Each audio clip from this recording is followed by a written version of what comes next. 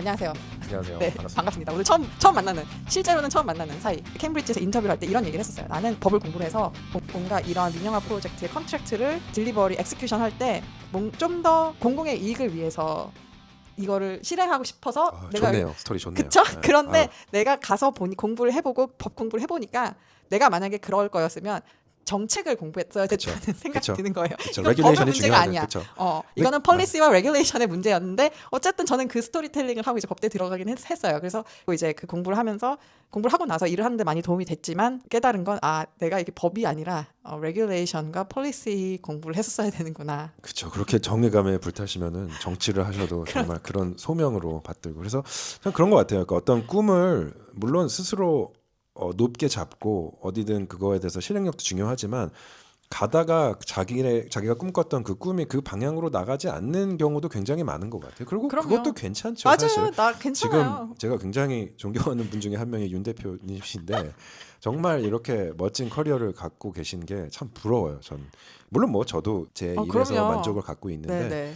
참 이런 것들이 제가 원했던 바는 아니었는데 이렇게 가다가 보니까 또 방향이 이렇게 코스가 바뀌고 맞아요. 그거에 대해서 어느 정도 열린 마음으로 받아들이고 하면 그래도 참 성공적인 커리어를 쌓을 수 있는 것 같아요. 그러면 법대를 가야겠다라고 결정을 하신 다음에 준비는 어떻게 하셨어요? 네, 저는 뭐 아무래도 엔지니어로서의 어떤 얻어진 교훈들이 많았기 때문에 엔지니어들이 항상 굉장히 리스크 어버시브 하잖아요. 리스크에 대해서 리스크 항상 미티게이션.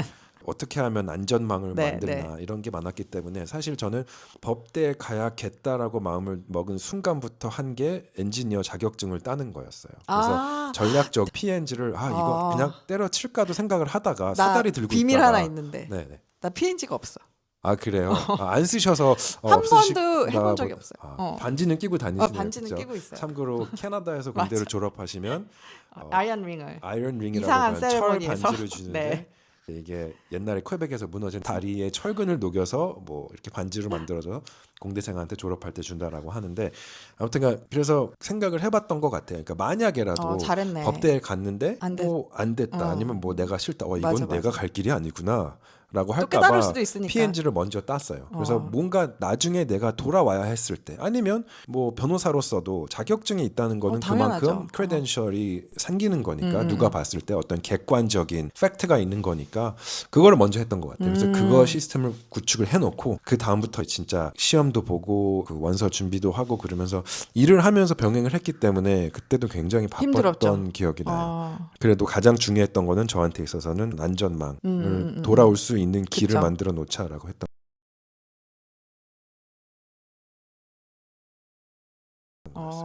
그러면은 MBA도 고민해 보신 적이 있나요? 네, MBA도 생각은 해봤어요. 그리고 제 가장 친한 친구 중에 한 명이 그 당시에 이제 MBA를 하고 있었는데 이제 공대 졸업한 같은 반에서 정말 저랑 공부를 같이 해준 정말 좋은 친구였는데 이제 걔는 MBA를 갔고 그래서 저보고 MBA를 하라 그랬는데 물론 또 친구가 글로 가니까 똑같은 걸 하고 싶지 않은 마음도 있었고 또 어느 정도 그래도 변호사가 되면 또 자격증이 나오겠네라는 생각은 있었던 것 같아요. MBA는 자격증은 아니니까. 그렇죠. MBA는 그만큼 더 범용적인 사실 그런 프로페션이기 때문에 어디에도 써먹을 수 있지만 사실 또 그것도 어떻게 보면 아쉬운 점은 있죠. 왜냐하면 BC주 변호사는 옆 주만 가도 사실 알버타만 가도 저 알버타 변호사입니다라고는 못 하거든요. 그럼요. 물론 이제 사인을 할 수가 있어요.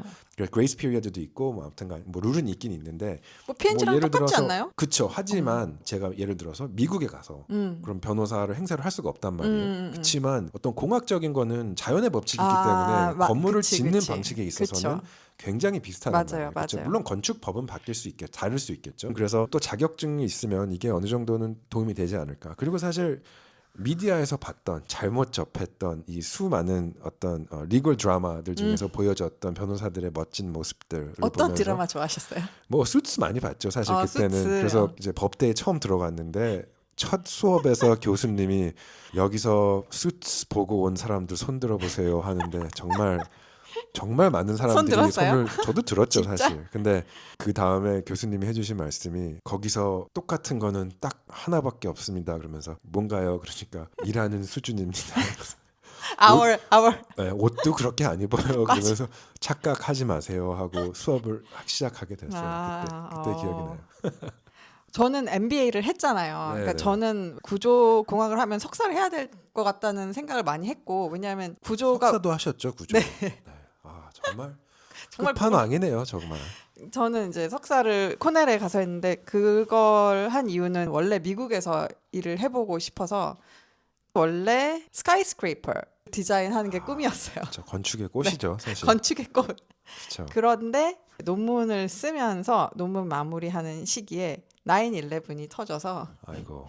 아무도 스카이스크레이퍼를 짓지 않는 거죠. 그래서 다시 밴쿠버에 왔고 사실 번아웃이 있어서 그렇긴 했지만 이제 디자인을 했는데 저도 얼스텍에 들어가서 디자인 일을 처음 했는데 트랜스포테이션 디비전에 들어갔어요. 근데 처음에는 너무 주니어니까 정말 티피컬한 오프 더 쉘프 브리지 스트럭처 같은 거를 디자인을 하는데 너무 재미가 없는 거예요. 그쵸. 저도 그거 알아요. 그거 고충 압니다. 정말 너무 재미없고 리테이닝 월 그런 것도 너무 재미없고 그리고 뭔가 미팅에 가서 뭔가 결정, 디시전 메이킹을 하려는 레벨이 되려면 적어도 10년, 15년, 20년 해야지만 그런 사람이 되는 거더라고요. 구조공학이라는 게. 그래서 나는 MBA를 해야겠다라고 저는 입사하고 1년도 안 돼서 MBA 준비를 했어요. 그래서 MBA를 했는데 MBA를 하면서 이제 컨설팅 저는 독립을 했거든요. 그래서 컨설팅을 하다가 아까 그 법 얘기가 나와서 갑자기 컨설팅을 하고 계시다가 왜냐하면 법대를 제가 또 가신 처음에는 거네요. 네. 약간 디자인 매니지먼트부터 시작을 했는데 결국에는 컨트랙 매니지먼트, 커머셜 쪽으로 가가지고 이제 포트맨을 할 때 저는 프로펜셜 쪽에서 일을 했는데 컨트랙터가 계속 편지를 보내잖아요. They keep sending you letters like 우리가 뭐 날씨가 이래서 못했다.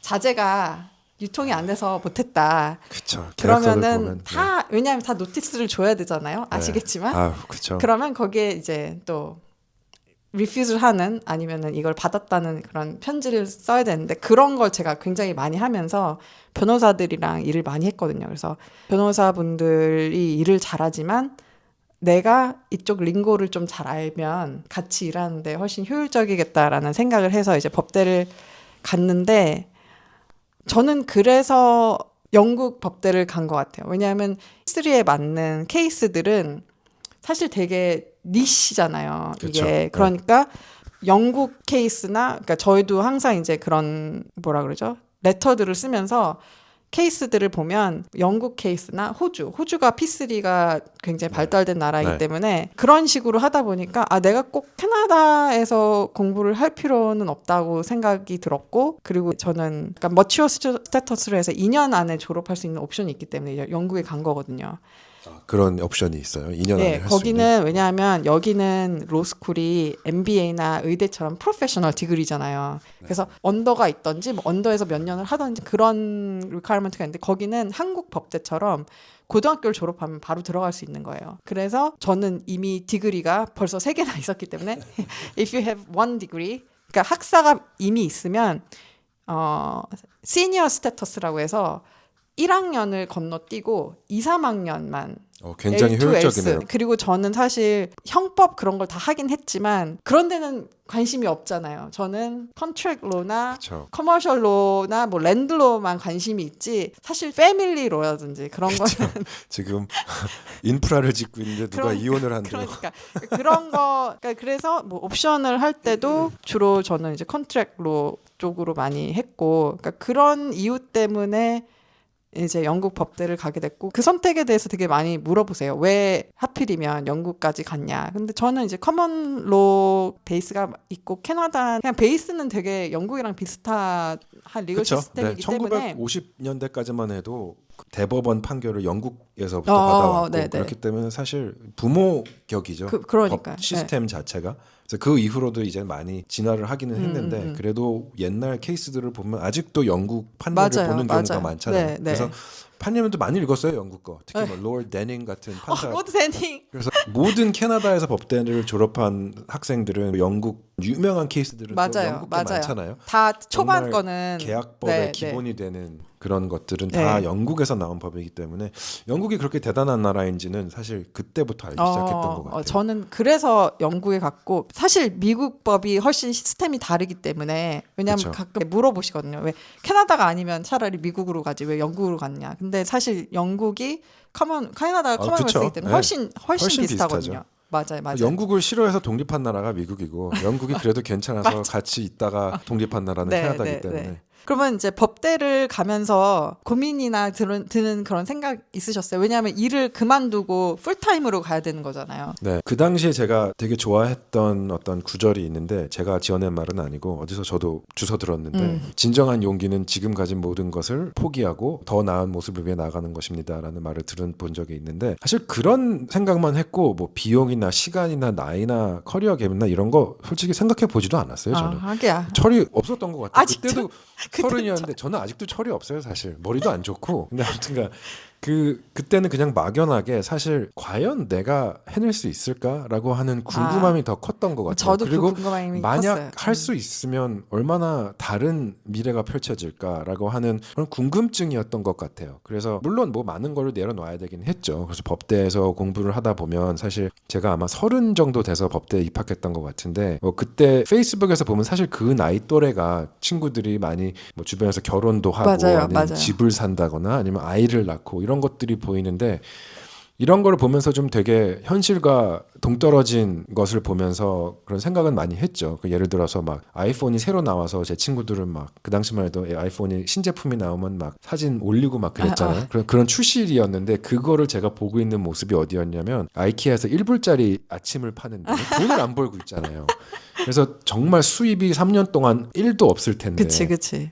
모아둔 익스펜스만 돈으로 있지. 그쵸 모아둔 돈으로 스스로 재정적인 거를 해결하며 나가면서 하는데 1불짜리 아침을 먹으려고 줄을 서 있는데 다른 사람들은 뭐 1000불짜리 아이폰을 사고 있고 그러면서 집을 사서 꾸미고 싶은 마음도 있었고 이렇지만 이 모든 것들을 홀드한다는 맞아요. 그런 압박감이 생각보다 있더라고요. 가정을 이루고 싶고 아니면 애를 낳다거나 아니면 내 공간을 만들고 싶고 이런 멋진 집을 사고 싶고 이런 게 있었는데 그런 모든 거를 좀 더 미뤄야 하는 맞아요. 그런 것들에 대한 압박감이 좀 있었던 것 같아요. 그럼 거기서 자취를 하신 건가요? 아니면 기숙사 사셨어요? 기숙사는 생각을 안 해봤던 것 같아요. 그래서 진짜? 자취를 했죠. 그래서 이제 근데 자취하는 거는 워터루 시절부터 4개월에 한 번씩 이사를 다녔기 때문에 워터루 졸업하면서 세봤는데 짐을 싸서 방을 뺀 기억이 한 40번 정도 있더라고요. 그러니까 기숙사 끝나면 힘들다. 짐 싸서 나오고 그래서 코업해서 4개월마다. 그렇죠. 그래서 4개월도 아니에요. 사실 3개월 반 정도 되면 또 알아봐서 들어가야 되고 방 빼야 되니까. 그래서 워터루 공대를 졸업한 모든 사람들한테 물어보면 딴 거는 못해도 집 사는 지금 내가 앉아있는 공간에서 15분 만에 필요한 거 싹 빼서 차에 넣어서 옮긴다는 너무 좋다. 그거는 정말 자신 있어요. 제가 대학교에서 배운 게 많이 없는데 그거 그 스킬은 정말 제대로 배우고 온 것 같아요. 케임브리지는 학부생은 무조건 기숙사에 살아야 된다는 거예요. 네, 맞아요. 저 그런 거 들었어요. 근데 오히려 그 문화에 적응하기 위해서 그런 기회를 주기 위해서 그렇게 한다고 하더라고요. 매주 그러니까 나가면 안 되더라고요. 그러니까 저는 이제 그래서 딱 수트케이스 2개 싸가지고 간 거예요. 예일타운 콘도 살다가 방 조그만한데 뭐 우비 하나, 뭐 코트 하나, 뭐 운동화 하나, 구두 하나 그렇게 해서 딱 갔는데 너무 좋은 거예요. 그러니까 such a liberating feeling. 뭔가 되게 미니멀리스틱한 게 좋으셨던 거예요. 굉장히 무소유? 저소유해서 뭔가 되게 풍요로움이 느껴지더라고요. 근데 되게 K님은 정말 성향 자체가 그렇게 차분하고 공부 좋아하시고 어떤 정의감이 있는 아니야. 정의감은 좀 있어요. 정의감이랑 약간 준법 정신. 뭔가 이게 좀 말이 안 되는 거지만 저도 그래요. 저 그래서 욱하는 것 때문에 와이프가 많이 뭐라고 해요. 근데 법대를 가거나 변호사가 되는 사람들 성향 중에 그런 게 있는 것 같아요. 어떤 불의를 못 참아서 맞아요. 왜 어떤 게 정확한 룰인가. 근데 거기다가 그리고 잘못된 걸 잡아야 돼. 엔지니어까지 하셨으면 이게 돌릴 곳이 없어요. 그 성향 자체가 타입 알파에다가 그런 애널리티컬 분석적인 거기 때문에 그럼 일단 누구 잘못인가. 맞아. 그걸 봐야 되고 그러면 여기에 적용되는 법칙은 무엇인가는 알아야 돼. 원래 어떻게 됐어야 되는가. 근데 그게 엔지니어가 좀 더 심해요. 그래서 저도 그 성향을 변호사가 되면서 많이 버렸어요. 약간 흑백이잖아요. 엔지니어들은. 그쵸? 엔지니어는 흑백이고 맞아. 변호사는 회색이에요. 그 회색에서 살아남고 애매한 입장 안에서 뭐 나중에 이런 얘기는 또 하겠지만 근데 저는 영국에서 법대를 다니셨다고 하면 제 상상 속에서는 굉장히 해리포터와 가까운 그런 캠퍼스와 그런 교수님들과 동기생들과 캠퍼스는 식사하는 모습 이런 맞아요. 것들. 저는 캐나다에서도 대학을 다니고 미국에서도 대학을 다녔는데 물론 거기도 좀 문화 차이가 있었는데 저는 그 문화 차이가 이스트 웨스트 코스트의 문화 차이라고 생각을 했는데 케임브리지는 모르겠어. 오타와는 어떻는지 모르겠지만 케임브리지가 되게 유명한 게 슈퍼비전 시스템이라는 게 있어요. 케임브리지는 렉처러가 있고 슈퍼바이저가 있는데 그분들이 다 이제 교수님이세요. 자기가 전공하는 그 법에 대해서 이제 렉처를 하시는 분들도 있지만 뭐 아닌 분들도 있고 렉처에 들어가면 질문을 못 해요. 왜요? 렉처니까. 렉처 is 듣는 lecture. 거예요. 듣는 거예요. 듣는 그 거야. 대신 만약에 그러니까 케임브리지는 1년에 거기는 한 과목이 이제 페이퍼라고 하는데 1년에 5페이퍼를 들어요. 그러면 페이퍼를 듣는다는 건 무슨 뜻이에요? 그러니까 it's a subject 코र्스를 페이퍼라고 해요. 그래서 뭐 taught paper 뭐 그런 식으로 예를 들면 I study law in Cambridge라고 하지 않고 I read law in Cambridge라고 얘기를 하거든요. 어쨌든 뽀대나네요. 그래서 5과목을 하는데 과목마다 슈퍼비전이 있어요. 그럼 2주에 한 번씩 그 과목에 슈퍼바이저가 있는 거예요. 예를 들어서 내가 컨트랙 로를 하면 컨트랙 로 슈퍼바이저가 있고 2주마다 한 번씩 그 슈퍼바이저 분이랑 1대3 디스커션을 해야 되는 거예요. 그러면 굉장히 소수정예네요. 네. 그러면 그러니까 숙제를 안 해갈 수가 없겠네요. 민망해서. 근데 숙제가 없어요. 그러니까 준비는 그래도 그러니까 준비는 해야 그쵸? 되니까 리딩 리스트랑 라이팅 어사이먼트 있지만 이게 점수에 하나도 안 들어가요. 그리고 예를 들어서 뭐 contract law, 뭐 basis of contract 첫 번째 이 책에서 여기 읽고 뭐 여기서 뭐 읽고 이 케이스 공부해서 가요. 그럼 이제 교수님이 있고 학생이 3명이 있잖아요. 그럼 이걸 오랄로 디스커션을 해야 되는 거예요. 그러니까 이걸 안 읽어가면 디스커션이 안 되는 거죠. 그래서 거기서 이제 질문도 하고 슈퍼비전을 안 가면 이제 그 컬리지의 디렉터 오브 스터디스라고 또 이제 법대 관련한 분이 있어요. 각 컬리지마다 그분한테 이제 혼나는 거죠. 너 왜 슈퍼비전 빠졌냐? 왜냐하면 이건 너무 티가 나는 거니까. 왜냐하면 3명인데 1명이 안 가잖아요. 그러면 빈자리가 혹시 크니까. 그러면 좀 더 어렸을 때 가는 어떤 고등학교를 졸업해도 갈 수 있는 프로그램이나 좀 더 그렇게 엄한 게 있나 봐요. 이 슈퍼비전 시스템이 케임브리지랑 옥스포드에 있어요. 근데 옥스포드는 튜토리얼이라고 부르고 케임브리지는 슈퍼비전이라고 부르거든요. 그래서 강의는 안 나가고 아무도 몰라. 왜냐하면 워낙 큰 강의고 제가 궁금했던 게 여기는 법대가 만약에 컨트랙트 로를 들으면 한 분이 강의를 하나요? 그 과목은?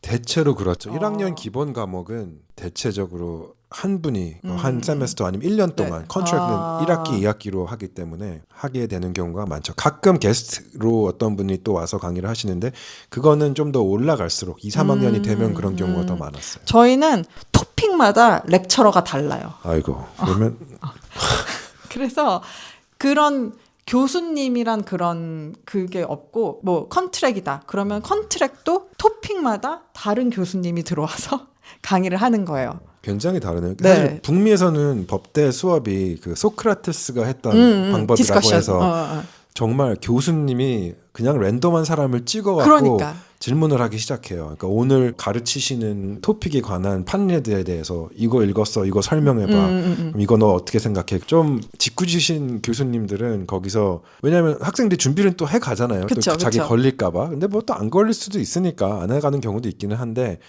또 짓궂으신 교수님 중에서는 이제 학생 한 명 이제 부르셔갖고 맞을 수 있잖아요. 네. 그럼 정답을 말하면은 틀릴 때까지 계속 물어보시는 분도 있어요. 그럼 진짜 한 질문을 한 10분 동안 하시는 거예요. 그러면 답하면 이거에 대해서 못됐다. 이건 어떻게 생각해? 못됐다. 그러면은 또 그 강의실이 되게 크니까 200명 맞아요. 상태에서 그 사람이 계속 그렇게 질문 공세를 받고 있는 거 이 사람이 정말 이 압박감에서 무너지냐 어떻게 행동하냐까지도 진짜. 다 보고 있기 때문에 사실 그것조차도 나중에 법정에 갔을 때 도움이 되겠네요. 되는 어떤 트레이닝 중에 하나라고 생각을 하시는 것 같은데 개인적으로는 좀 너무 짓궂은 것 그러네. 같았어요. 너무 좀 집요하고 못된 것 같은 느낌은 있었는데 그러니까 저는 영화나 드라마에 보면 그런 장면이 보이잖아요. 근데 질문을 애초에 못 받으니까 저는 그게 되게 신기했어요. 북미랑 이 영국의 이 어쨌든 케임브리지는 굉장히 다르구나. 그래서 텀이 3개가 있고 그다음에 이제 파이널을 보는데 파이널이 100%예요. 점수가. 그래서 그 저희도 1년 그런 줄 동안